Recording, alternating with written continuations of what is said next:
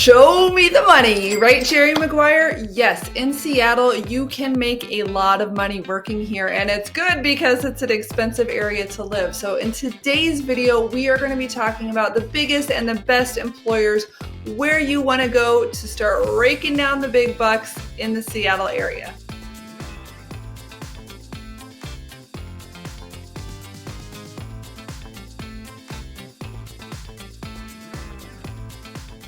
So today's topic is high-paying jobs and big employers in Seattle. It's really important when you move to a new area to understand the drivers of the economy there, because if you lose your job, your spouse maybe wants to pick up some work, or maybe you want to live here, maybe you've got family in the area, or you love the skiing and the hiking, you just need to find the right position. So I want you to understand what the employment looks like so that you can find the right job. Now, if you haven't been to my channel before, I want to welcome you. My name is Emily Cressey. I'm a local real estate agent and I grew up in this area. So I love sharing my kind of local insight to people who are thinking about relocating to Seattle, Bellevue, and kind of the surrounding metro area. And so in this video, like I said, I'm going to be going into not just kind of where to live and some of the other things that are my more typical topics. You can catch those on my other videos on this channel, so make sure to check them out. But if you live here, what are you going to do for work, and how much money do you actually need to make in order to stay afloat?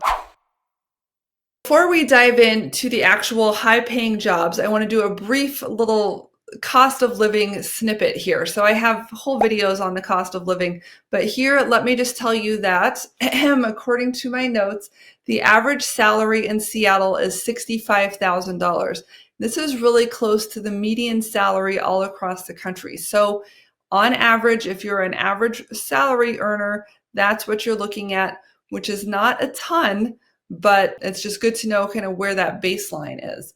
And for a cost of living, not counting rent or housing costs, but just for your like food, clothes, gas, transportation, childcare, those types of things. For a family of four, they estimate your monthly cost to be $4,300 per month. So if you're coming in with your family, you need to have that as a baseline, and then you need to add on the cost of rent or housing to that. So for example, if you were renting a one-bedroom apartment, maybe you could find it for $1,500 a month. If you're renting a three-bedroom house, that's going to be closer to like $3,000, $3,500 a month. And so somewhere in there, you should be able to find some housing, but you're going to need to add that on to your $4,300 a month monthly net. Now, I think I meant to say monthly net.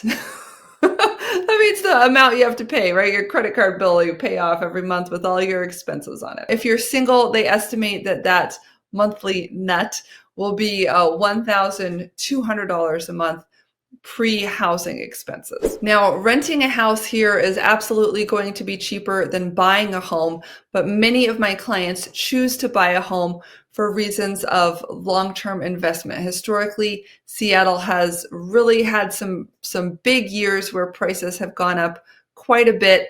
And so in anticipation of that, many people find that if they continue to rent, they don't really get ahead because their rent goes up over time. But if they buy a house and lock that in 5, 10, 15 years later, they're sitting on several $100,000s of equity potentially.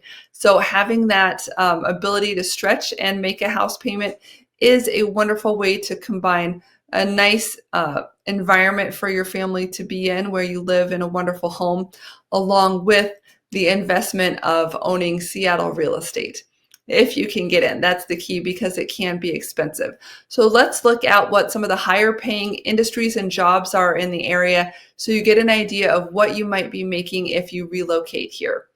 Now, I pulled up a couple of lists on Google to see what the highest paying jobs were, and across the board, they seem to be resonating in the healthcare field. So if you're like a heart surgeon or a brain surgeon or something like that, you're going to be right up there toward the top of the salary list with making around $300,000. Psychiatry as well. They were like, for some reason, there's a lot of mental illness or depression here, right? If you're a doctor that treats those things, you can make a lot of money.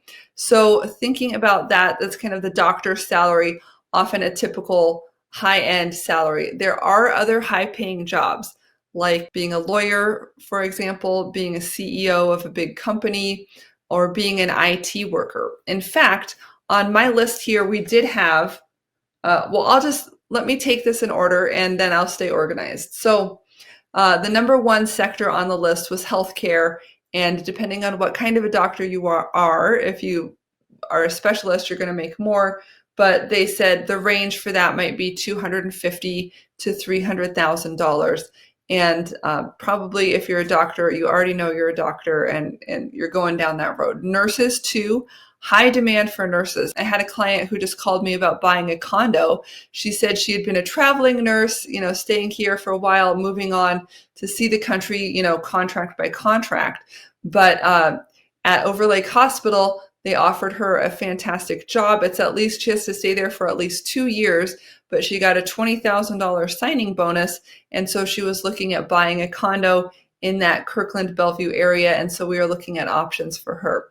So just to say, nurses as well as doctors, people in the medical field, high demand. We have over 15 general hospitals here. Some of the hospitals are owned, like the UW Hospital organization has many different locations. So there are a lot of employment opportunities and a lot of demand, with over 700,000 people living in the Seattle area, but 3 to 4 million in the general metro area. So even if you wanted to be in the suburbs or a little bit farther out, in Puyallup and Everett, that type of a thing, there are still hospital jobs available. The next sector that I looked at was business, general business types of jobs, because there are so many different employers here. They threw out a few metrics, which has me scratching my head a little bit, but I'm here to report that there were a lot of management administrative types of jobs, right? Like if you have several layers of people, if you have thousands of people working there, you need folks on HR, you need managers, you need purchasing and invoicing and all of those types of things. And those types of jobs tend to make around $150,000 to $170,000 in this area, with the higher level jobs, which they said CEO was like $260,000. And I'm not sure where they get that. I mean, we have Microsoft and Amazon, and I'm sure some of those guys have CEOs that are making well more than this. But perhaps for the smaller companies or the take-home pay, if you own your business and you're the CEO, that's the type of numbers that you could expect to be looking at. From there, number 3 was IT. So we have, it's like FANG lives here, right? We have Facebook, Amazon, Google. We have a lot of big tech companies. And then we have smaller tech companies that benefit from having the brain trust of these computer guys in the area to then, they can spin off from their giant employer and work for a smaller company still in the IT field. And so on this website, they were saying that those types of jobs tended to have a salary of around $140,000. Now, I want to pause here. This is the caveat that I wanted to say before, which is that most of the people that I know in IT are making well more than $140,000 a year, but they have kind of the orientation where you have a base salary, and the base salary doesn't get very high. It may be $140,000, and that's kind of the cap, or as much as it can be. But from there, much of your compensation is derived, or much of your potential additional compensation is derived from stock grants, which you typically get, and then 2 years later you can sell the stock and pay it. So it's kind of like you're on this little treadmill. You have to keep running toward the carrot, and if you stay on board for longer and longer, then you receive these stock grants. And the amount of the grant is highly correlated to your performance reviews. So if you're just an average performer, you're not going to get huge stock grants. But if you're a top performer, you could potentially be adding, an additional 6 figures to your yearly compensation. Okay, so then we have finance. Finance is the number 4 category. So if you are in the finance field, you could be working for a company, running their books, their tax returns, doing internal finance jobs for businesses. And those types of jobs tend to pay around $160,000. If you're in the personal finance field, consulting with families and helping them do their planning, that seemed to pay a little bit less. They pegged it at $140,000. And then 5, the last thing that this list highlighted was the field of college professors. So we have several colleges. The University of Washington is the biggest one in this area. And so if you are a professor, you're going to be making in the 6 figures as well. It looks like if you can get in the door, it sounds like, humanities and that type of thing is going to pay a little bit less, closer to $120,000. And they had professors, like medical school professors and the sciences and graduate schools and that type of thing, making more, closer to 160. I don't know how accurate this is. I believe these are from grabjobs.com, but I wanted to kind of get some metrics and pull down some basic data so you could get an idea of what the different employment options were and how they paid here, perhaps relative to other parts of the country. Remember, this is just a rule of thumb, but there are a lot of other big employers here, including the Boeing company, which was not mentioned, several consulting firms, law firms. So no matter what your field, you should be making probably well above the median if you are highly employable with either a degree, a graduate degree, or certain skills like tech skills where a degree may not be required, but your performance is the metric by which you're judged. So I hope this gives you a great idea of what some of the big job categories here are and what you're going to make. Once you find that out, check out glassdoor.com, where you can drill down and see what individuals are making at some of these different companies. So those are the big job sectors. I want to show you now what some of the big employers are. And this is another website you can try called Zippia, but I'll kind of share what it says and then share my my own reflections or insight from being in the area. Sometimes you get random stuff that's just good to get another opinion. So this is ranking the top overall companies, and this is a variety of metrics, including employee satisfaction and that type of thing. So 1 is Home Street Bank. This is a local bank. They employ about 1,000 people. I have seen their signs. I don't know anybody that works there. I don't know that much about them. Perkins Coie, huge, fancy law firm, high-end law firm. I do know people who work here. They are very, very smart and very expensive. So these employ some of the biggest companies, the biggest, people that need personal finance help and law help and lawsuits and that type of thing. They have branches in several different cities. They've achieved a little bit of notoriety in Washington, D.C. for doing some things that have been in the news. So if you're a lawyer and you want to work for a law firm, this is definitely one to take a look at, but do your due diligence. Outreach, it says they're a sales engagement platform. I think they must be mostly B2B, and they help businesses with, when someone comes to your website, what do they click on? And are they buying stuff and selling stuff and going through the funnel here? So this is a 4,000 person team. I haven't heard much about it, but I do think that this type of thing would have a lot of demand in the area. Amazon, major employer, know people that work there, know lots of people that work there. It's kind of like one big happy family. Wherever you go, you find another long lost cousin that works for Amazon.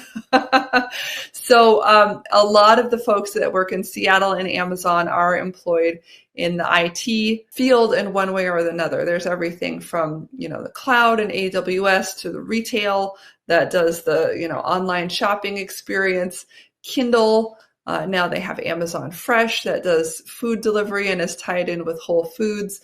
They have warehouse management systems, all sorts of different technology-forward jobs that I'm sure you're very familiar with, the Amazon as a company. They also have a lot of great, more entry-level jobs, blue-collar jobs, as far as people working in the warehouses, getting all of the packages distributed, and truck drivers. They're always needing help finding people to take all the packages out to people's doorsteps and that type of thing. Tableau, I do know somebody who works here, very smart.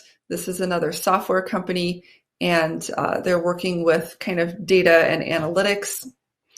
Bill and Melinda Gates Foundation. This is a nonprofit in the area, pretty well known. Blue Nile, an online diamond store. So they're a local company and they are mostly selling as an online retailer. Slalom, I do know somebody who worked here in the past. This is a consulting company. So the nice thing about it is that whatever you do, if you're a data scientist, for example, you could go work for different companies that might hire Slalom to consult with them on a project. So we could say, hey, we're an airline. We need to decide how to price our seats. Can you help us? Or we're a store. We need to decide how much to sell our clothes for. Can you help us? We're a hospital. We need to decide, how many hospital rooms to build in the future based on the growth trends in this area. Can you help us? And they also do consult with Microsoft. Now, Microsoft is another big employer in the area. They're on the east side in Redmond.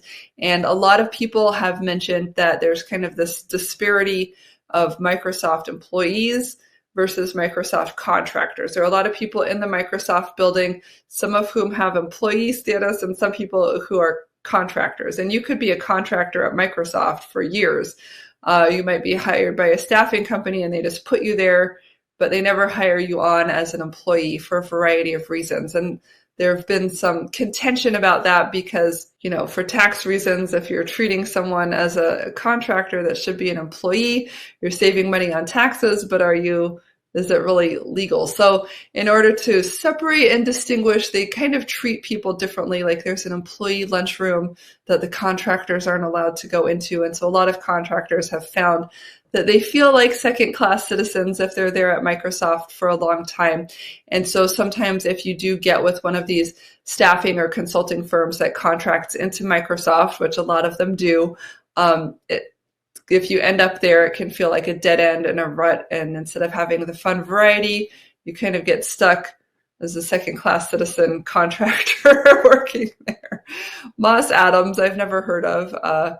It sounds like it's a fully integrated professional services firm dedicated to assisting clients with growing, managing, and protecting prosperity. So maybe it's a wealth management firm. F5, also have never heard of that. Networking Solutions. Zulily, online retailer. Deloitte Digital, this is one of the largest companies as well. So it's nice to see that a major employer, it's a multinational professional services network. It's a major employer and also getting good rankings here. Lane Powell, 200 attorneys and trusted advisors.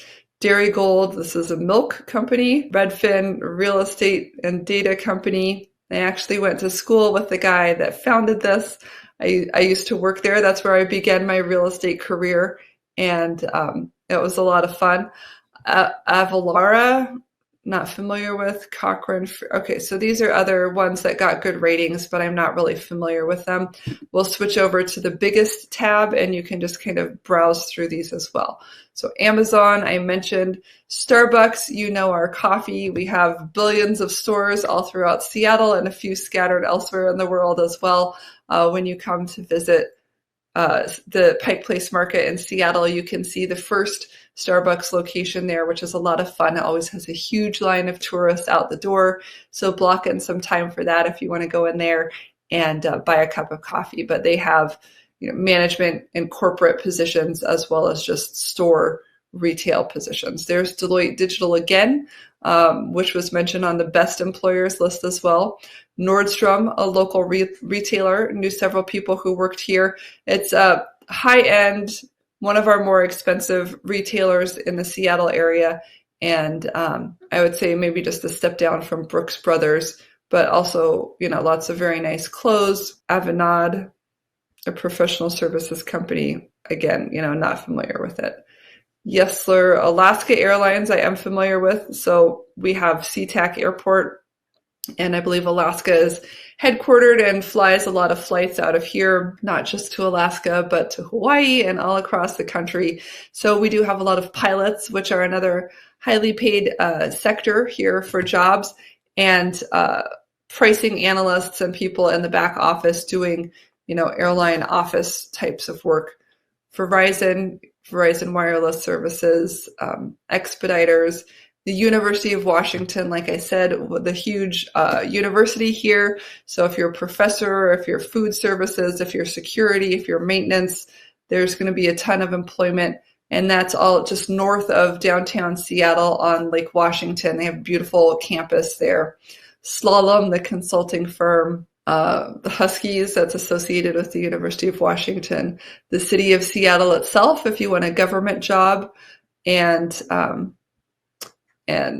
I don't know what this is, something to do with marine. So we do have the Port of Seattle and the Port of Tacoma, which are international shipping ports where boats from China come in filled with, giant cargo shipping containers and that type of thing. So there's a lot of work at the docks as far as loading and unloading these ships. And then we also have trains that they get loaded up as well. And there are cruise ships that come here too. So if you're interested in travel or hospitality, there are a lot of different hotels and tourism-based activities as well. Thanks so much for watching. This is Emily Cressey with HomeProAssociates.com. If you have a job that's bringing you to the area, make sure you give me a call when you're ready to help find your house. You can reach me by text or cell at 206-578-3438, and I very much look forward to talking with you about the excitement that's coming with your relocation. Until then, I'll see you on the next video.